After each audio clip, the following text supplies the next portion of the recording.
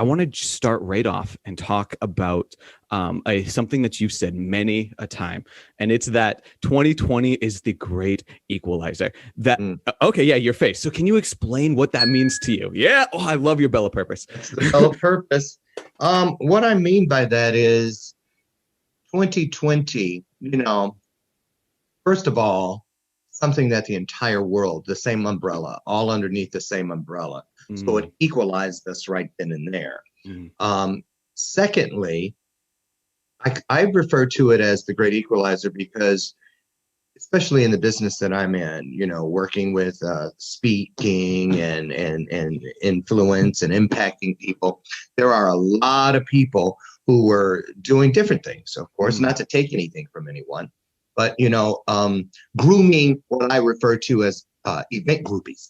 Okay, people who just go to things just to sit in the seats, walk away with swag bags, take a bunch of photos with people, but then they get home and not much changes in their lives. Yeah. So that kind of pulled that out because we couldn't go. So people were really forced to sit down, get comfortable, because you don't have to dress up and worry about who's wearing what and what car you came in, or how much money I have to spend on lunch, right, or the ticket price and this and the other, because a lot of people pay for expensive tickets to things when they really can't afford it, which you would think would be even more reason to grab everything you can from it and do something with it. You would think. But not the case, usually. So the great equalizer, the reason I refer to it as that is that from all directions, it has really shown people what they're made of, what they're working towards, and everything around that. So things that may not have been accessible, opportunities that may not have been accessible to me or any of us just a year ago, today are. I really believe, just for instance, like what you have here, your podcast and things like this type of content, I really believe in my heart of hearts that within the next couple of years, people will be getting, or at least nominated for daytime Emmys, primetime Emmys, because the content is reaching the people. Doesn't mean you have to go to Universal Studios or Television City Hollywood or the Oprah Studios in order to have a big set and a bunch of people working around you.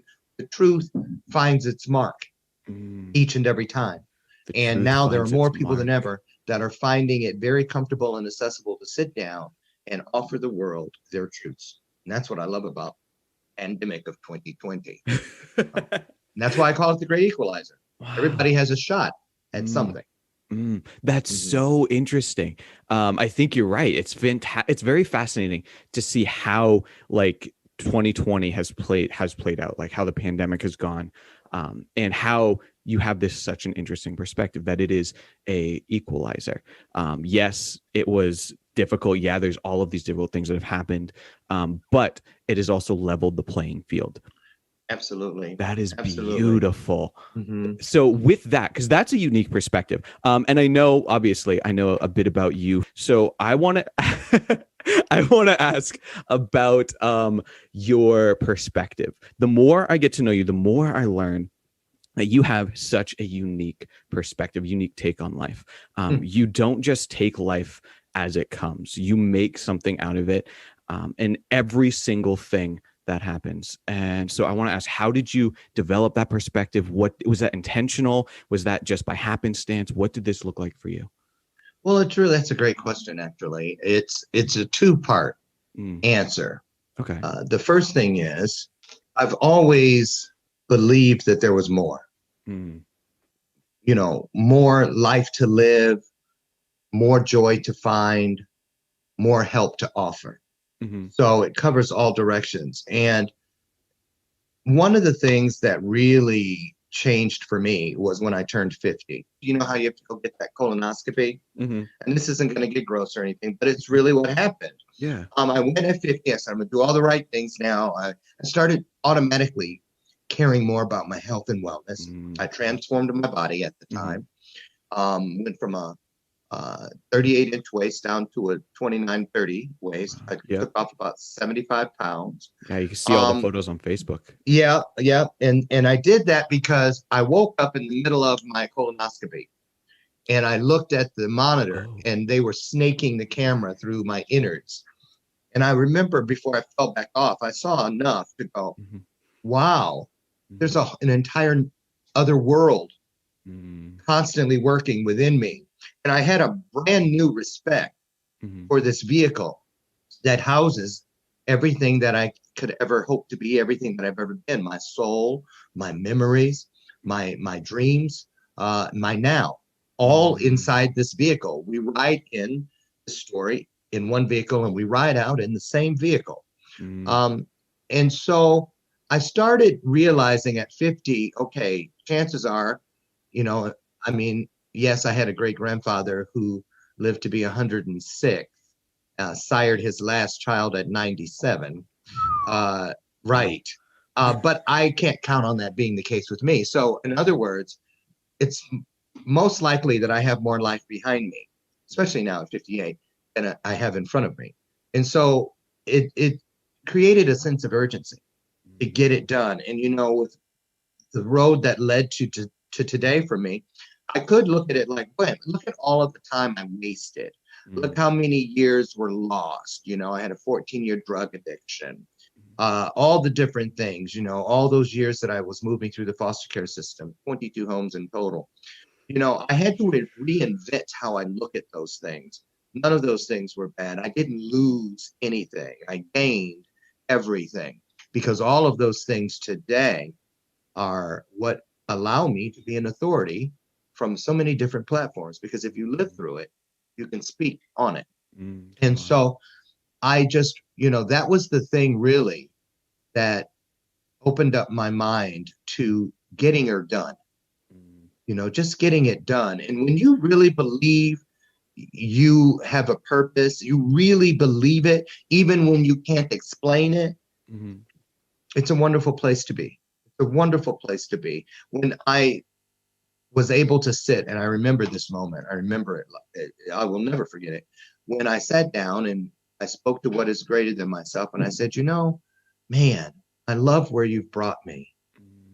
And I would gladly go back and live every horror, every pain, every tear, every abuse. I would live all of those things over 50 times if it assured me 5 minutes of the life I have today.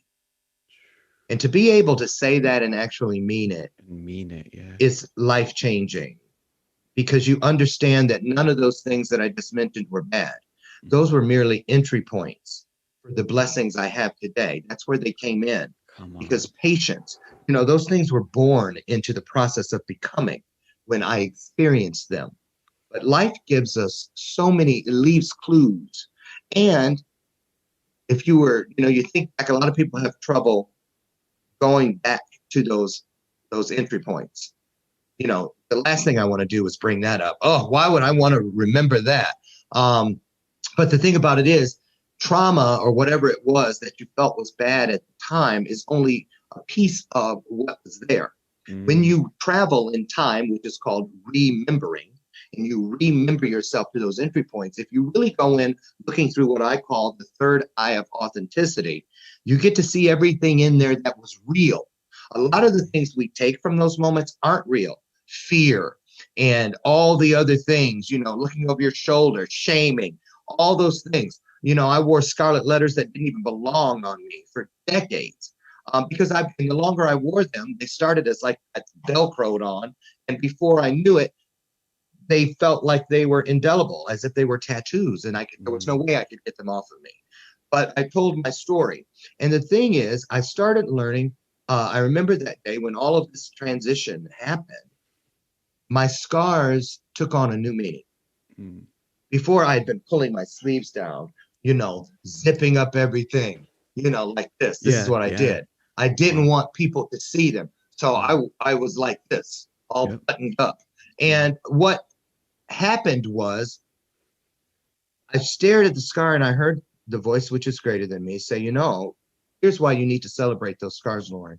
They are your very first proof that there is healing. Because a lot of people are moving through life with gaping wounds. No Band-Aids, not letting any air get to it. It's just festering. It's infected. But scars are proof of healing. And then the longer I look at those scars now, because before I wanted to look everywhere but there. Oh, look at me, I'm so ugly. Look at me, I'm damaged, blah, blah, blah. And then I started concentrating through that same third eye of authenticity at each scar. And lo and behold, what I found underneath each scar was a heart, which was waiting for me to give it permission to beat. And those are the hearts of our stories from those experiences. They live right underneath the scars. And those are the things that change the lives of others. Come on. And also allows us to be changed by others. So it's very important. Very important. Oh man, I'm so stoked right now. I could go in so many different directions. I love your perspectives. You have developed such a unique take, where no matter what you're going through, stories are underneath our scars, right? They are. Exactly. And the scars are proof that healing is going to happen, and proof that healing is on the way. That's right. Oh, I want to throw something else in there real quick. Please do. Because I always, when you say, oh, you have developed, it's hard for me to take credit for a lot of the things that people try to give me credit for. Yeah, I showed up, and yes, I was part of the two-way feed between what is greater than myself and myself. But I really have to give the credit to that GPS guidance system, which we all are given as a birthright. Moment we beat the greatest odds known to man, which is 1 in 400 quadrillion, or 4,000 actually, 1 in 4,000 quadrillion, which is being born. Those are the odds to actually make it into this world, born. And so I started thinking, well, there are no odds greater than that. So why am I going to spend my life trying to beat the odds and listening to people saying, you know what the odds of that is? You know how hard that's going to be? No, I already beat the greatest odds known to man before I drew a breath or formed a thought. So in my world, I say, at this point, once I was born, it is my obligation to try to create odds. Create odds for others to reach for, to stretch for, to believe in. And so as far as taking credit for things, when I say that internal GPS system, it's true. It is a real thing. It's a real place. It is where you find instinct, intuition, integrity, insight. They're all inside because this is a hallowed ground. That's what this is. This is a sanctuary. That's why it houses our soul and our spirit, and everything it takes to keep us alive is encased in this flesh and blood and bone and all the other things that it takes. And so, I started as a young boy because, I always had a feeling. Even as a child, you get a feeling, well, I better not eat that. My mom said, don't touch those cookies till after dinner. And when you sneak one off the plate, that, you learn how to move them around so it looks the same. She didn't count them, That's right. But you still have that feeling that I shouldn't be doing this. That's that internal GPS system known as character. All the things that things are built on. You build character. You build, all these integrity-based things. And so they're all coming from that place. And so for years, and this is a download that I just received a few weeks ago during my Christmas break. What is greater than me, who I refer to as God, said to me, because someone had asked me, how come you never say you're still a drug addict? Because I'm not. Come on. I'm not addicted to drugs. And now I know I never was. Even though I had that addiction for 14 years, I lived within that terminology, if you will. I let that label groom and condition my thought process. But I was never addicted to drugs. I was addicted to the abuse of invitation.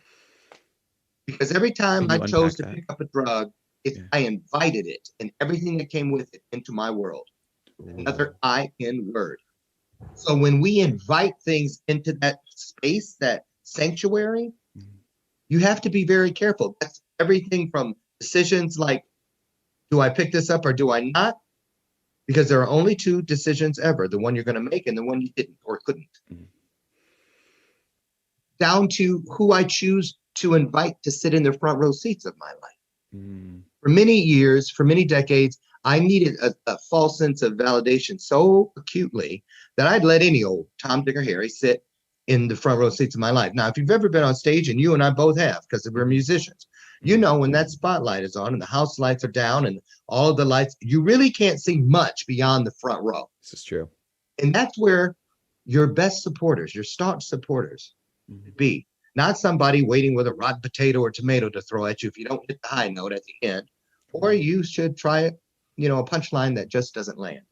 They should be your supporters, ready to support you and uplift you and acknowledge you no matter what. And when I started checking ticket stubs of people that were sitting in my front row seats, I was really surprised to find that not only were most of them in the wrong section, some belonged to the nosebleed section, but a great majority of them weren't even in the right show. They were never there for me.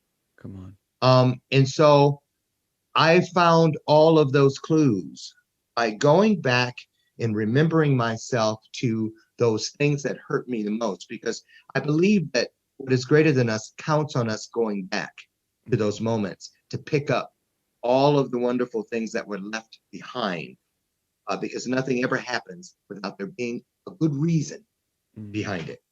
And so I love time travel. It is the only direction I have. I don't have gifts of seeing in the future. Or I'm an empath, but that's a little different. But I do appreciate the gift of being able to remember myself moments and going back in now because I'm ready. We're promised to never be given more than we can handle. And that's why so many times during whatever it was, it seems to be too much, TOO. Well, now I know that TOO is a serial killer who jumps in front of many dreams. And how many times have you heard someone say, well, when you say, you really should fill in the blank, and they go, well, it's too soon. It's too late. It's too expensive. I'm too busy. It's too hard. All these things, TOO, a very small word, but packs a whole bunch of ammo. And it's not afraid to use it. So that really is it in a nutshell for me. This is how it is. This is how it's worked in my world. And that's all I can speak to.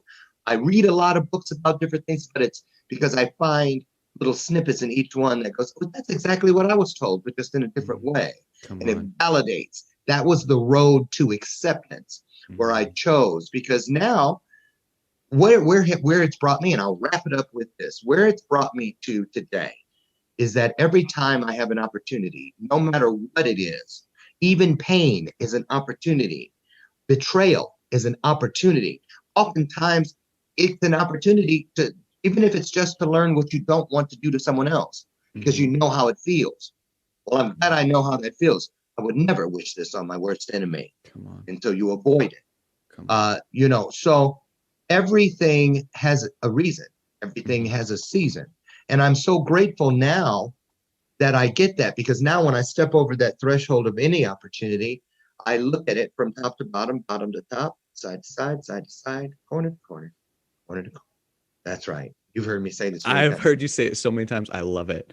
I love it. You know why that's important, Gabriel, is because I really believe that when I do that, what is greater than me, what has been with me since the moment of my conception and will be with me when I ride out of this story, walks before me, stands beside me, and covers the rear behind me, because there will always be something as a human we cannot see coming.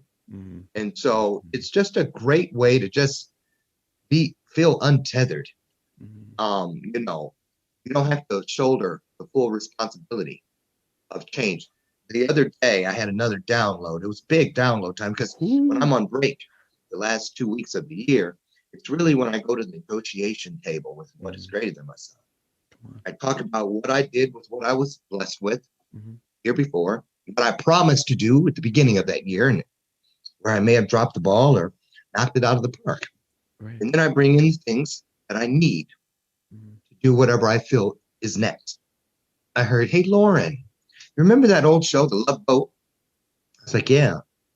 Well, listen, this next year, don't worry about anything keeping the boat. You're Captain Stubing. Let me be Julie McCoy. And I really, that just was like, phew, thank you.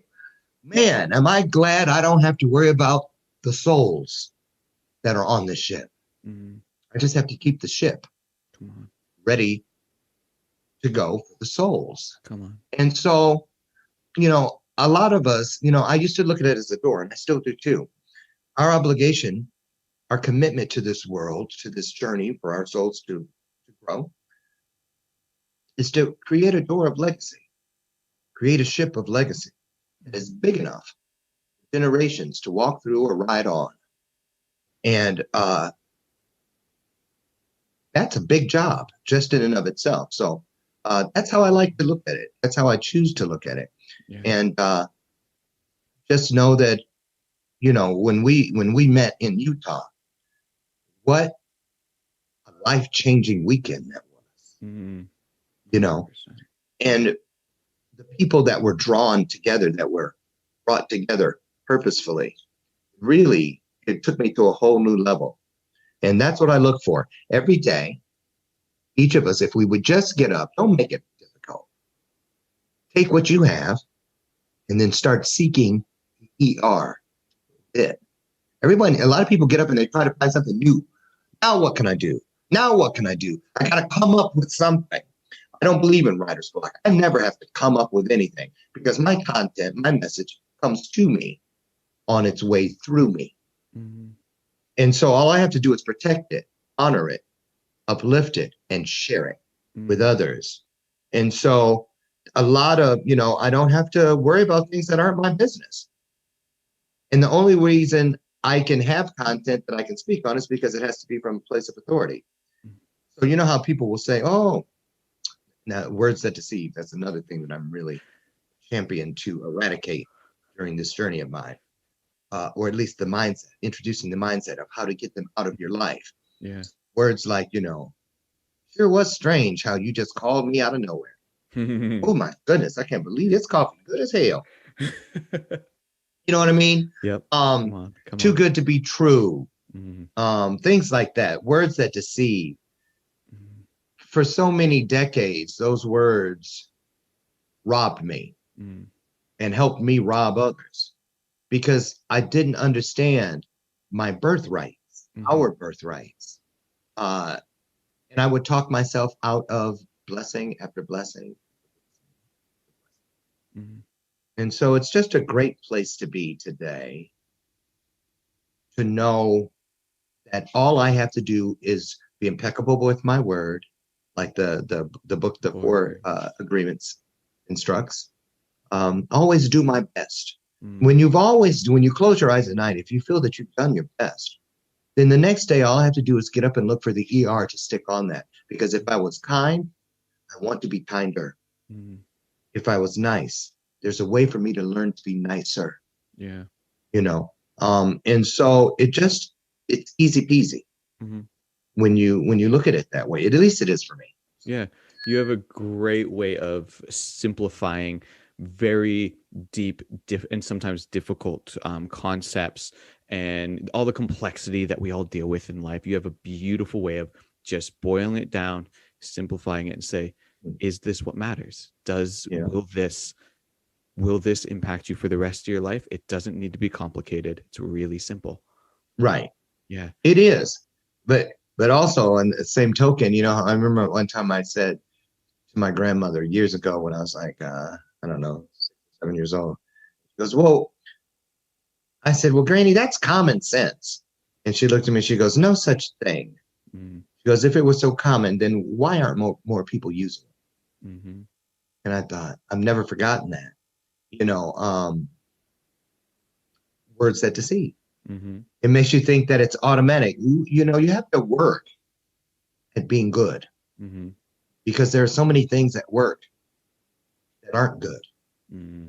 You see what I'm saying? So when you work at being better, you work at being greater, looking for that ER, you're constantly on the clock, which we need to be as influencers in this world, because all those negative things that are out there, they don't take holidays off. They don't go to bed at 10:30. They're up all day, 24/7, screaming their bullshit from the top of their lungs. We have to do at least that. Mm-hmm. And when we come together, we can do more. Come on. So that's just how I look at it. My story, and I'm sticking to it. Ding, ding, ding. I love it. I love it. Yeah. Thank you. Okay. So I was taking notes. You touched on like 12 different things. I love it. So I'm going to just recap some of this. I think one of the biggest things that you said when it came from that perspective was that you don't run from your trauma. We're going way back. That was one of the biggest things, being able to go back and say, yes, it doesn't make it right, but it doesn't make it who I am. And my story is it's not in spite of this, but it's through this, right? Mm-hmm. Like being able to have that where you can face that trauma and you don't run from it. Huge. As someone who, like, I went through a lot of trauma as a childhood, or in my childhood, and it's literally to this day, like there's different ramifications that still impact me. But exactly, when you have the courage and the mindset to look at it and say, you know what? Yeah, it may explain why I'm the way I am, but it doesn't make me who I am. No, it is meant to refine us, not define us. Big difference. Come on. Woo! It's a big difference. It changes everything. You have to flip it in reverse. That's why I top to bottom the top thing. Yeah. Because if you take it just at face value, you're only seeing one dimension. What's right in front of you. You have to walk. Even when you're trying on clothes in a store, even if they have the 3 mirrors, you still can't see behind you. So how do you know the blessing isn't stuck on your back? But what do they tell us is always on your back? A target. Words that deceive. Come on. It's conditioned. It's put in there to groom us not to care about. That's the last place. Don't worry. You don't want to look back there. That's what the target's at. You know, and so as you see what I'm saying, there's so many of them, Gabriel, so many words and phrases that deceive. And if you really study them, they're like the people who carry the banner at a parade that says, coming, behind me, the marching band, the Argonauts or whatever, because you don't question. Oh, look, there they are. There's the Argonauts and their marching band. So these words jump in front of truths with a banner other than the truth that's behind it, because if it can distract you for a moment, that moment may have been the moment that changed your life forever. And or was a part of changing your life, the process. And so the first thing I was told to do, even as a kid, was to eradicate words that deceive by that internal GPS from coming out of my mouth. I had no control over what the adults in my world did, clearly.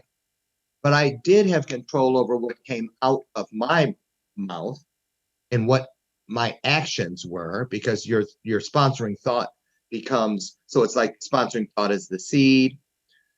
The seed becomes the word, which is the plant, and the actions are the fruit.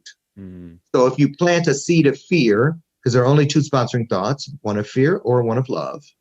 If you plant a sponsoring thought of fear, then you're going to grow a plant of fear, and it's going to bear fruit of fear. Plant love, grow a plant of love, and you'll reap fruit. Come on. From love. What's stopping me from getting dressed properly to lay down in the snow just like the girls across the street did and make a snow angel? Come on. Nothing. Yeah. Nothing's stopping me. Come on. But me. So many wonderful things. I don't think there's anything in I could sit right here. And my birth mom, Lucille, told me this one day. I think it was the first week that we met. I was 32 years old then, and I was still kind of depressed, even though I found them, because my adoptive family were giving me grief about finding them. Does that mean you don't want us and all that? And I was sitting at my mom's table, and she was like making some Sanka, pouring it in, spooning it in hot water. And she said, "What's wrong with you, boy?" And I said, "I don't know. I'm just depressed." She goes, "Oh, then here, I can tell you how to get away from that as quickly as possible." She goes, "All you have to do when you feel depressed It's just stay exactly where you're at. Don't change the air in the tank. Just stop where you're at and start counting off things. Look around you. You don't even have to turn. Just swivel your head and look at all the things. Start listing out loud all the things you have to be grateful for. Come on. You won't have to move 1 inch. Come on. And before you know it, the end of the day will be upon you, and you still will not have run out of things to be grateful. It is so important. It's in some of the interviews I've done with some of my other podcasts, as well as the Coffee with Klingman, that gratefulness has come up countless times, and it's unbelievably important how it has changed lives. Like personally, I did almost exactly what you just said. Earlier in September, actually, no, we're going to go further back. Sometime over the summer, I was in a really rough place. I've been in a rough place for a couple of years, but it got really bad over the summer. And what's one of the main things, or two things that snapped me out of it, one was journaling every day. But the other thing, and the thing I started with, was waking up every day, something I do to this day. I wake up and the first things that come out of my mouth is thank you for this. And I just start listing it. And that simple change, that simple perspective, you don't have to do anything. You just look around and say, thank you for the fact that I woke up, I had a bed. Thank you for the fact that I had an alarm and I could set and choose the time I want to wake up. Thank you for the fact that I have a job, that I get to talk to people. I have podcasts. I have this TV show, that I have these friends. Like, you could just go through the freaking list and it will layer after layer after layer. Oh my God. It is unbelievable how such a simple thing. See? Okay, I'm going to stop you right there. I know. As I said that, I was like, oh, no, not going to work. Well, because you said it at the front, and I'm glad you did, because it's a great example of what we've been talking about as far as words and phrases that deceive. When you said gratitude, and it is just simply unbelievable how important it is. Well, if you believe it, wouldn't it be? It is just so believable. So believable. How important it is. But with the just a prefix changes it. Because when you say that to a person who doesn't believe, it helps put grout between the tiles of deceit and trickery. Come on. Another thing you cannot believe. Don't trust it. When something is unbelievable, it's you either believe it or you don't. So you're telling people that it's a great thing, but you're telling them don't believe it. No, it's true. That's literally what I said. I appreciate the fact that you call me out on this shit, but I also appreciate the fact that you told me about it. I had never heard about even the concept of words that deceive before we met. And it has been something that I'm clearly working on. And it's something that the more attention you put to it, the more it changes not only your words, but then that changes your perspective, that changes your attitude, that changes everything. Everything. Absolutely. Here's why. The bigger grasp you have of it leaving you, suddenly you start recognizing it. That's how you know you're getting there. Suddenly you start seeing those arrows coming at you. Words that deceive from people. Yeah. And, when people have been betrayed, burnt, all these different things, you can't trust anybody, this, any other. Why does this always happen to me? It's because that's the door a lot of it comes through the cloud and mystique of deception, saying one thing and meaning another. People that are Christians and believe in the Bible, make sure your I's are dotted and your T's are crossed. Let your yays be yays and your nays be nays, which means choose one or the other.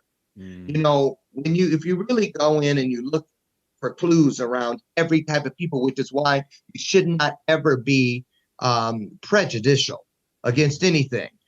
Because here's the deal. The message is the same across the board. It's just in a different brogue or dialect. For instance, the Farmer's Almanac may say, don't put one foot on both sides of the fence. You're going to piss down the middle. The Bible says the same thing with don't be lukewarm, be hot or cold. They're both saying choose. There's only two, hot or cold, right leg or left leg. But choose, because when you choose to stay in the middle, you haven't chosen at all. And that's dangerous treachery. Treacherous waters. No one makes it out of there. No one. So you just have to choose, because even if you choose a not so good thing, there is still good in it for you. Like I said earlier, I one thing I learned from it, I don't ever want to be like him. One thing I learned, I'm gonna do whatever I can to not make somebody feel like they made me feel. Yeah. Come on. But then, the reason we can't get to that is because so many times people will say to us, when you really have a legitimate thing, the teacher becomes the student and the student becomes the teacher. Usually the people closest to us, they'll say, I say, Gabriel, it was really shitty what he did, what he said in front of everybody and whatever. And then you go, and I bring it to you and you go, well, you shouldn't feel that way. Well, I didn't intend for you to feel. My intention was, well, I don't care what your intentions are. You can't tell me what I should. The fact is, I am expressing you how what happened left me feeling. Bottom line, it's how it left me feeling. Well, I'm sorry for that. Now you say it was never my intention, but I appreciate you bringing it to me. Can you forgive me? The whole dialogue, the road of the dialogue changes. Completely. Changes. But, but I've had that conversation many times where I say that to a person. And they go, I don't know why you're feeling that way, because they're used to wall talk. And what is wall talk? And they say, well, why don't you just get over it, Loren? Well, don't worry. I'm sure one day you'll dig your way from underneath it. Oh, you'll find a way around it. Those are people that believe that walls stand in front of them and between them and their destiny. They just don't know it. Because have you ever heard of a wall of opportunity? I haven't. I've heard of doors of opportunity, a window of opportunity. God knows if you can see through it, you just might summon the courage to walk on in and get through it. But you don't do that with walls. You climb over them, you dig under them, or you skirt around them. That wall is still going to be there. And that's why insanity is doing the same. You come back to that same wall again. Insanity is not doing the same thing over and over. It's not getting rid of the thing that's in your way. Get rid of the wall. Everything that happens to you is a window or a door. Wipe it off and look through. Because, I used to look out the window when I was at the beginning of the process. I said, okay, I'm going to look at it as a window. It still wasn't automatic because it was like a window in a bathroom that was fogged up. And I said, well, what's that out there moving? It looked like a monster. But all my fears took the shape of whatever it was. It wasn't until I summoned the courage of faith and went like this and wiped the little circle, just a little. I saw nothing but a beautiful bird on a branch. Earlier, you had mentioned the third eye of authenticity. And now we're talking about, these quote unquote, what a lot of people view as walls. But when you look at it as that's a window, that's a door, you can clean it off and see through. That's right. Exactly. Is that what you're referring to when you were talking about the third eye of authenticity? Absolutely. Absolutely. Because that eye does not allow words that deceive to dirty it up. You wipe that off. You clean. That's grudge, smudge, fog, whatever, anything, a cataract, however you have to see it. I believe that personal development is universal LASIK surgery. It's in there removing. When I pick up a book or something, I'm not reading it just to say, look what I'm reading, or make myself feel good or sound good. I'm going in there because I'm seeking clarity.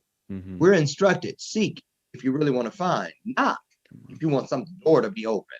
You see, it didn't say knock on a wall of opportunity. You see what I'm saying? Right. Knock. So that means a door. You can open a door, you can open a window. You can't open a wall. Come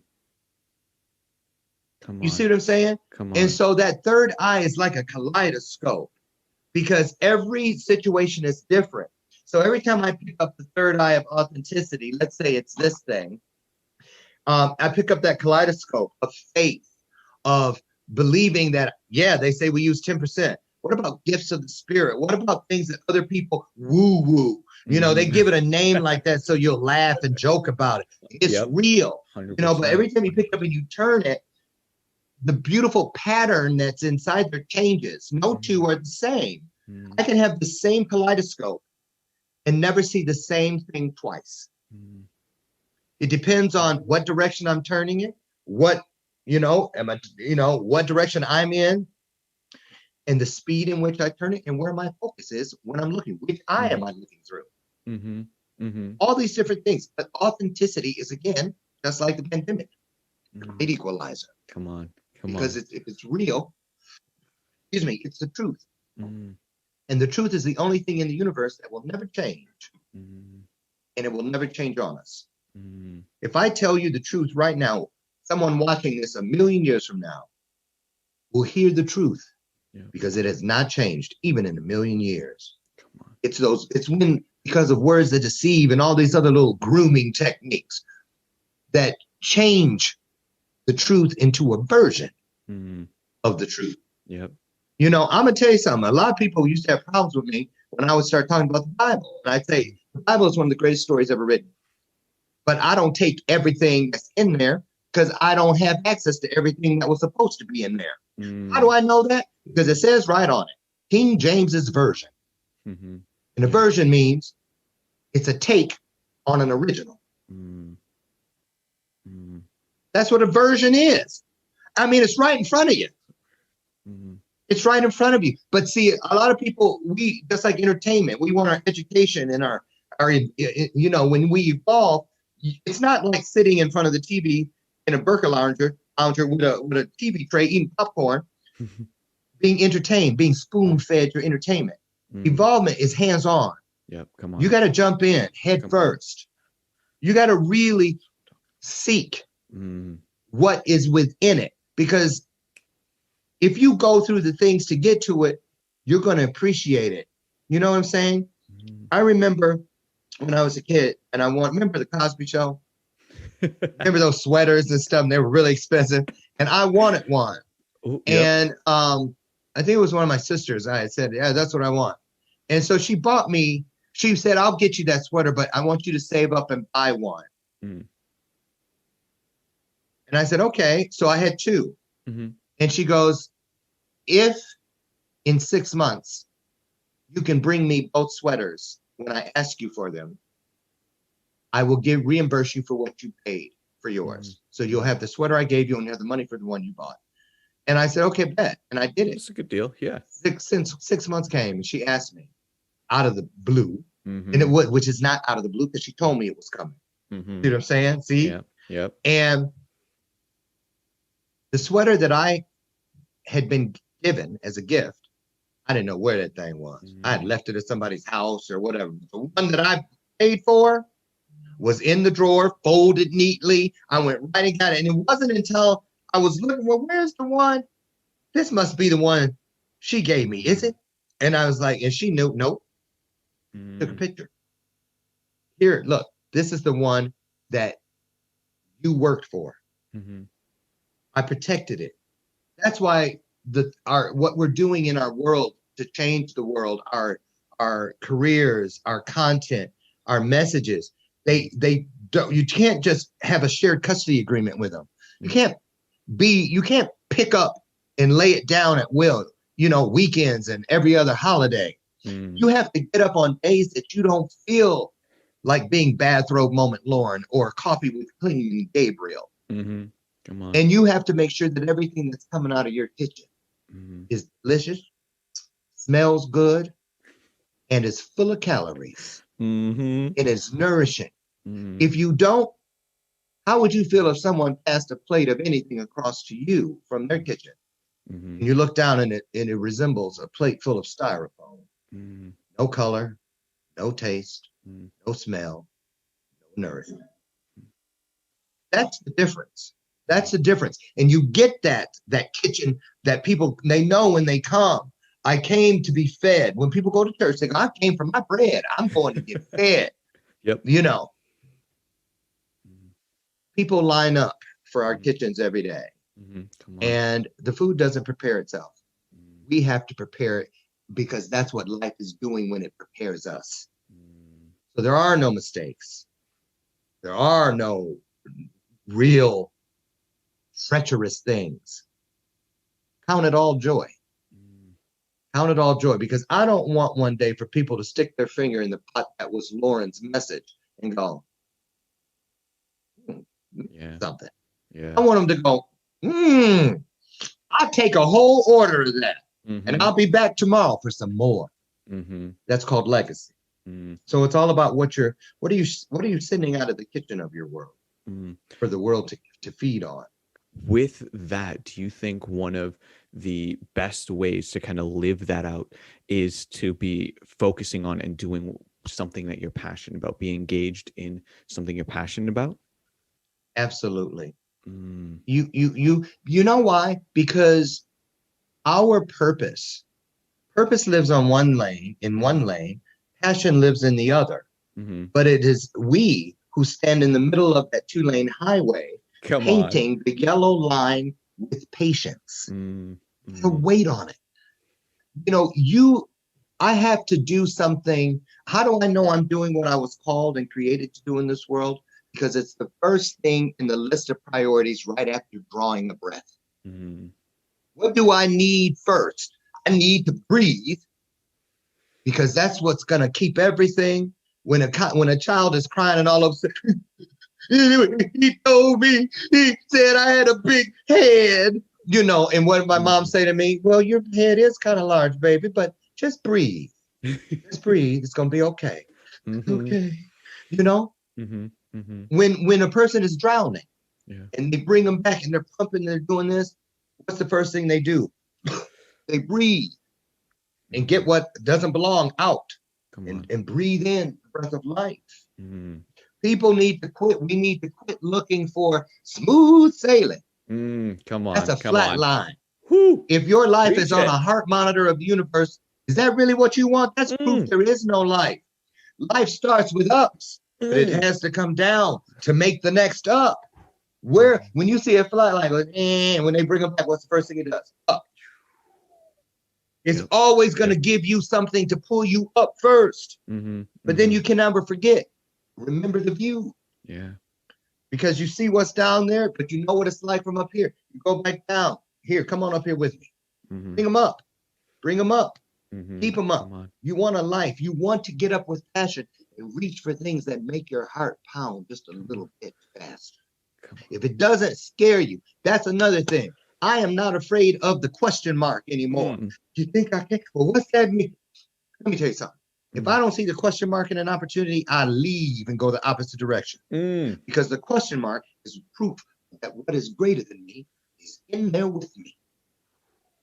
For me, God is the question mark. Because I can ask any question and it's got every answer. Well, I don't know what this means, but you here, so let's go. Top to bottom, bottom to top, side to side, side to side, corner to corner, and corner to corner. Don't be afraid of the question mark. Seek. That's what seeking is. You see what I'm saying, though? It's all lined out. It doesn't change. Man. It doesn't change. Hieroglyphics.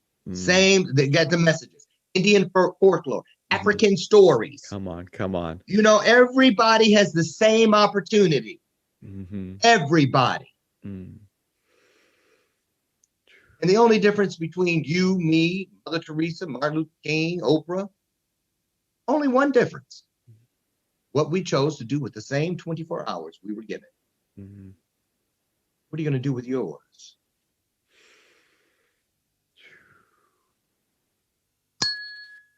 Thank you. I am digesting, and that was the best rant I have heard in a while. And I ring that bell. Yeah, amen. Whoo. I'm having to come down from that. That was great. Oh my God, stuff, man. Yeah, no, exactly. And that's what I appreciate about you is you are freaking real. You're not going to go and put all on this show. You're not going to pretend everything's great and everything's yay, just work or just do that.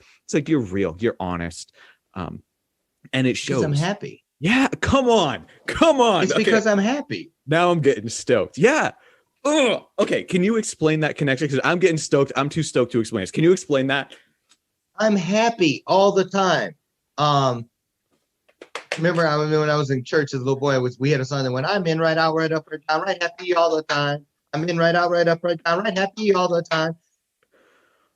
And then the Christianity version is, since Jesus Christ came in. And that's the key of those words. Even there, in Christianity, same opportunity. Everything points to within. And I am happy inside me. I am happy. And you know, this past year, I went through a couple real health scares. Yeah. And then when they got to the other side of it, it was proof that years ago, something was in there that could have killed me, but my body healed itself. You know, I walked into that hospital, dragging and the hallways, gallows, dead man walking is what I was hearing. I walked out fist pumping. That's what I'm talking about. Rolling down the windows and opening the sunroof when I left, because it was like I had proof that something other than me was working with me on my behalf, and I didn't even know it. You see what I'm saying? We are all chosen, but many are called, few are chosen, but very few ever get to that place where they step over that threshold and then they choose their legacy in return. Free will. It's all based on, you got to want it. You got to speak it into existence. You can't play with it. You know, I don't say to God, give me this and give me that. And if you this, and I say, look, here's what I need, because need comes with a plan. Want is a wish list. When I say to what is greater than me, here's what I need to accomplish what I need to accomplish. Yeah. And when you give it to me, just like when we were little kids in story time, when teacher showed me the pictures, I showed what is greater than me. And here's what I'm going to do with it. Come on. Here's what I'm going to do with it. So do what you need to do, but that's what I need. And I showed you what I'm going to do, and it happens. Everything on that wall over there, which is my wall of purpose with post-it notes. Come on. How all these kinds of things, every one of these things behind me and anywhere else in this house, every one of those things was once a post-it note, because it was once a thought, which became a word, which became an action, which gave results. Come on. Don't think about it. Come on. Talk about it. That's what I'm Don't just talk about it. Be about it. That's the process. That's why the first thing a smart person does is write something down that comes to them, trying to get through them. The moment you write something down, you automatically, instantly separate yourself from the dummies. Come on.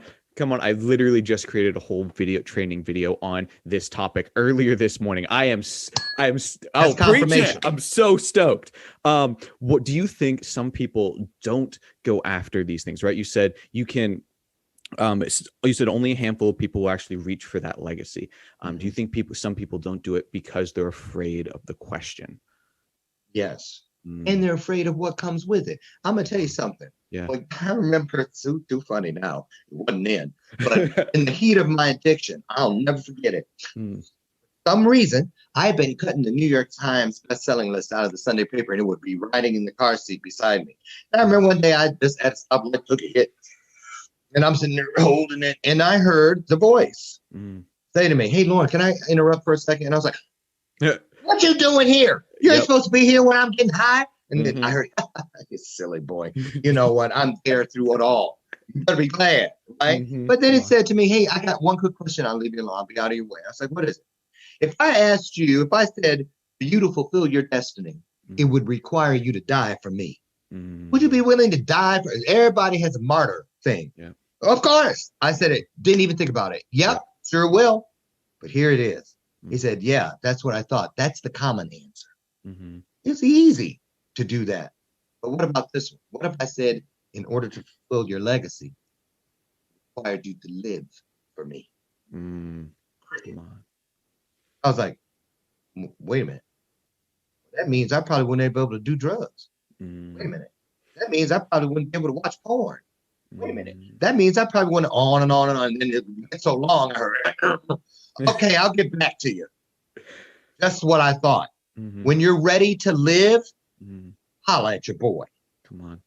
And that was the truth. That really changed my life. Because it meant you got to choose, Loren. You got to choose when it's easy. You got to choose when it's not. You got to choose when there doesn't even appear to be a viable choice. And all I do is I talk. When I can't figure it out, I turn it over. I just say to what is greater than me, okay, listen, thy will be done. 4 little words. Yep. whatever you are, God, Jehovah, source, energy, whatever. I'm talking to you. Your will be done. I don't know how to get there by myself. I know I want to get there, no matter what, no matter how. On that note, we are running out of time here, but I want to take the last few minutes and I want to, one, say thank you so much for your time, for your wisdom, your honesty, and your vulnerability here. Anytime. This was such an amazing conversation. And second, I want you free plug Bathrobe Moments, plug everything you got. This is the time, 100%. Oh, thank you. Yeah. Bathrobe Moments on Facebook at the Bathrobe Moments television show page, or the e360.com app or website. All of my pages and different things, we go live simultaneously on 9 or more platforms, YouTube, whatnot. Please come and join us, 8 a.m. Central Standard Time, every Monday through Friday. Just kicked off season 5 today. Woo-hoo. And it's just one of the greatest things ever. And that's really, I have a website, Loren, L-O-R-E-N, Michaels, like there it is on the screen, LorenMichaelsHarris.com. And if you want to email me, LorenMichaelsHarris@gmail. I keep it easy. Come on. Thank you so much. I appreciate all of this. Thank you. Gabriel, I am so proud of you and what you're doing and the way your voice is changing the narrative. And I just love you. I love you too, man. Thank you. Designed for adventure, the Roam Copilot allows you to access maps, music, and more while you're on your ride. Whether you use a Samsung Galaxy or the latest iPhone, it offers a universal fit, held in place by a silicone net that stretches 4 times its size. With the most versatile clamp on the market, it's universally compatible with motorcycles, bicycles, or mountain bikes. 360-degree rotation means you can use your phone in both portrait and landscape mode. Hitting rough terrain? Our mount has 6 contact points firmly secured in place using a premium-grade silicone net, ensuring a reliable grip on your device. Safely secured at each corner, you'll face bumpy trails with total confidence. Crafted and constantly improved, the Roam Copilot is incredibly durable and has kept up with the active lifestyle of over 600,000 customers and counting. Ride with confidence wherever you dare to roam.